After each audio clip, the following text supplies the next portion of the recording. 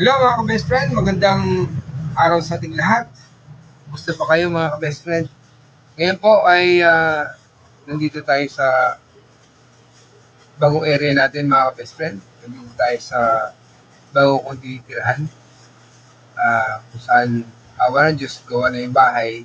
Pero hindi pa naman totally tapos na. Pero kaya mga ka-best friend, dito ako sa kung saan inilipat ko yung mga alaga kong rabbit. Tapos yung ibang Rhode Island ko, nilipat ko rin dito. Then may area na tayo dito mga ka-best friend. Medyo ito po, yung area natin yan. Ito yung tambak na kahoy na na tira-tira doon sa ginawa na paggawa natin ng bahay, no? Paggawa ng mga forma. Hanggang doon po mga ka-best friend. Yan, dito po. Yan. Dito po mga ka-best friend yan. So, i-develop natin yan para diyan tayo mag-aalaga ng ating mga kuneho at saka yung mga manok natin mga ka-best friend. So ngayon po mga best friend ay ito yung bagong area natin Bali, kung napapansin ninyo, ito yung cage po hanggang doon. Ilagay ko sa may gilid. Dahil hindi pa tayo nakagawa ng lugar para talaga sa kanila dahil hindi pa tayo nakagawa ng. Ang ginawa ko lang una ito mga ka-best friend ko. Ito yung breeding pen hanggang doon. Para sa mga Rhode Island natin, pero yung ibang breeder ko kasi yung ibang Rhode Island na sa kapila pa. Nasa area 1 natin. Yung ibang 15 pieces na malalaki na, no? May apat na lalaki, mayroon tayong 11 na babae. Sa Rhode Island natin, dito natin nilagay, tapos meron pa tayong 15 pieces naman, medyo may kaliitan pa. No? Medyo may kaliitan, ganun pa lalaki pa yun. Nandun sa kabila, yung side ng bahay. Ano? Sa ngayon po mga ka-best friend ay pag-uusapan natin at tungkol sa aking mga alagang kuneho. Dahil mayroon tayong ka-best friend na nagtatanong kung pwede ba raw kung magpapakain sa gabi sa ating mga kuneho. Actually mga ka-best friend, napapansin ko kung magpapakain kayo ng kuneho sa gabi, mas maigi kung damo kasi mas active sila sa gabi. Yung ating mga alagang kuneho pagdating ng gabi, mas gusto nang matngat ng gabi kasi doon sila active sa gabi. Sa araw, pellet, sa gabi, yung damo po mga ka-best friend. Ngayon po, nasa inyo pa rin yan kung anong pamaraan ang sa tingin niyo komportable yung alaga ninyo. Dahil kaya na sinabi ko mga ka-best friend, yung ibang nakarang mga vlog ko, na yung mga alaga natin mula kids hanggang sa pag naging breeder na sila. Alam po, so, kung saan mo sinasanay yung inyong alaga, uh, doon mo panatilihin yung pag-alaga nila ng ganun. No, huwag yung pabago-bago. Tulad ng pellet po, mga ka-best friend. Integra, ako gamit ko Integra 3000. Yun kasi mas madalas na available sa market Yung Integra 3000, kahit saan ako napunta, lagi ko may nakikitang Integra 3000 dahil yun mabuti sa mga manok. At the same time, sa ating mga alagang kuneho, mga ka-best friend. Kaya, mas maganda, huwag na kayo pabago-bago ng brand ng mga pellet. Ano po? Kaya ng isang vlog ko, binanggit ko na may isang best friend tayo na nagtatanong na kung pwede ba ang damo lang, pwede ba pilit lang. Ano po? Mas maigi po dalawa. Dalawa yung kung saan, dalawang pagkain nasa na yung ating mga kuneho, yung pellet at yung damo. No? Lalo na po yung damo dahil dun sila yun yung naturalesa ng mga ng rabbit na damo talaga yung kinakain nila. Yung pellet, para sa akin, yung backup lang po yan in case ng mga panahon ng tag-ulan, no? Yung talaga may bagyo, may mga low pressure, may LTE, ganyan. Mas maigi yung may pellet din tayo, no? Para kasi pag puro damo, tas may panahon ng bagyo, di tayo nakakuha ng damo, paano na yung alaga natin kung hindi sila sanay sa pellet, no? Maaaring yun yung mga possibilities po mga ka-best friend na magtatayo yung mga kuneho natin kapag yung isang pagkain na hindi sila sanay tapos pinapakain nyo. Lalo na pag wala kayong makitang pagkain kung saan sila, kung ano pinapakain mo sa kanila tapos wala kang choice, kumbaga kukuha ka na lang ng ibang pagkain para sa kanila. So, pwede pong mag-try sila doon mga ka-best friend kasi yung bibigla yung sistema nila.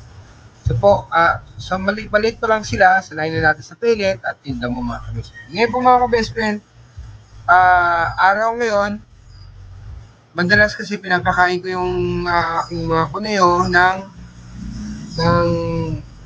pellet sa araw, gabi ay damo. Ngayon po mga ka-best friend, dahil marami kami nakuha damo kasi doon sa kabilang baryo, ano po, tapos mag-aili din naman, kahit araw, kahit gabi, damo pinapakain mo sa kanila. Ano, kaya ngayon po, ay pakain natin ay damo mga ka-best friend. Na pure grass po mga ka-best friend.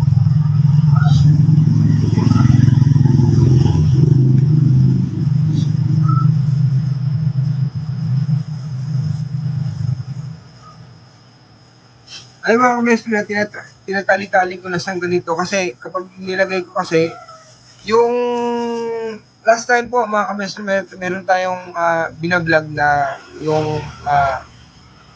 yung grass holder po mga ka-best friend. Maigi talaga yung grass holder, yung bamboo. Ayun po. Sa ngayon po kasi, yung mga bamboo kasi, naiwan sa kabila, sa area 1, naiwan po kasi doon, nandun yung mga manok rin, naiwan, yung iba.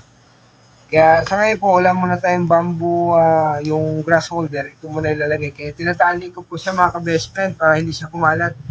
Kasi pagka nilagay mo kasi kalat yung damo natin ay may posibilidad po na maihian ng ating kuneho, ng ating alaga, ang damo. Ano po, pag once kasi naiihan yan, hindi na nila kinakain, sayang po yung effort natin, sayang po yung damo na inilagay natin mga kapatid. Kaya sa ngayon po, ganito lang muna, nilalagay ko, tinatali ko. Ano po, para hindi siya makalat. No? Kasi mas naigi kasi yung cage natin, meron siyang lagay ng damo. Ano po. Ito kasi, ito yung dala ko sa galing Cavite.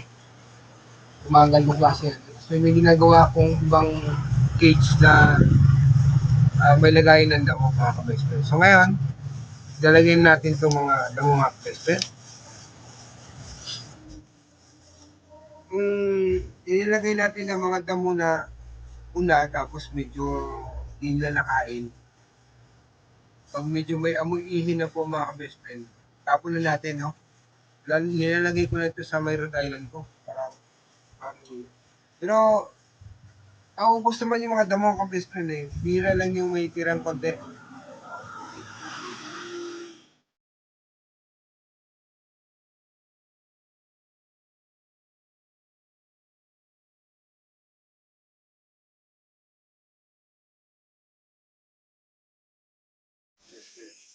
Tapos kung may yung sa napkin grass po, pag may mga ganitong marang stick na ano, sinasama ko na rin po ito dahil inangat-ngat din po nila ito.